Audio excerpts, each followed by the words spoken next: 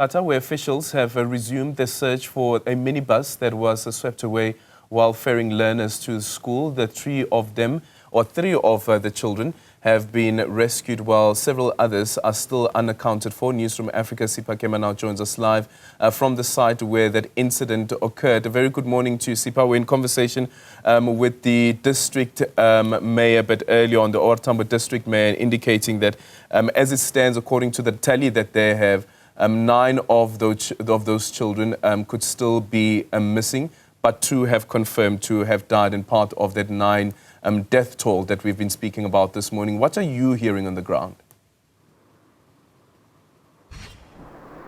Well, it's still quiet, Aldrin, on our side. The search hasn't commenced yet, but as you know that from last night when the search was called off for this morning, where rescue services team are saying that now it is not a matter of a search and rescue, but of recovery. That could be what's next on the list. Now, I do have the MEC for CoGTA here with me, MEC Zolile Williams, just to talk about, the current plans now moving forward, the search and rescue.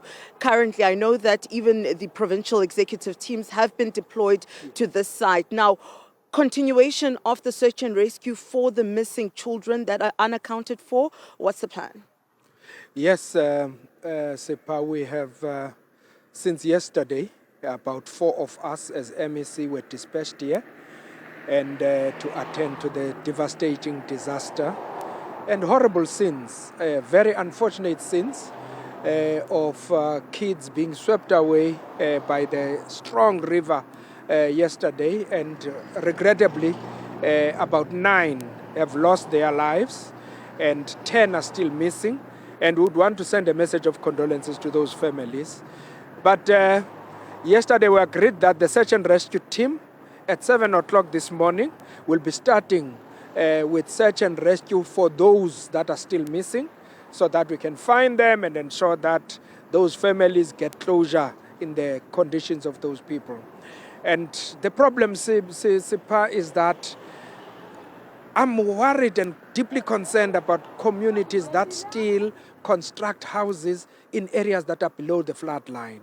And I would like to really warn and indicate to communities that the rush to construct houses in areas that are below the flood line is a rush to the bottom, because we have to remove those houses because once the eye of the storm comes again, those communities are going to be affected. So they must respect the law, building regulations, and all the legal frameworks of zoning schemes that are applicable in the municipality. Now, that was going to be my next question, MEC. Quickly, if we can see a way forward, because every year we have been having the same conversation about people building in flood zones, flood-prone areas, whether it's informal settlements or maybe brick-and-mortar houses. What is the way forward for municipalities now to ensure that they actually implement the bylaws and the building zones?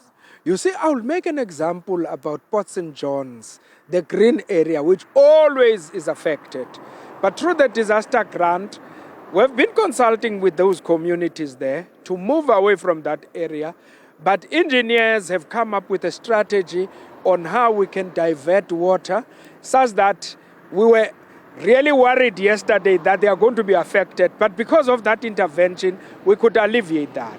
But your question still stands, that those communities that have constructed houses must be removed, Sipha, because there is no way that those houses will remain competing with the eye of the storm. And so broad consultation must be engaged on, like we did with the green area in Port St. John's, so that those people are moved. But unfortunately, if you look at the type of houses that have been affected, those are middle income houses, and now you'll find that people, because of desperation of land and need to construct houses, they now opt to do illegal construction and therefore end up in this zero-sum game. Yeah.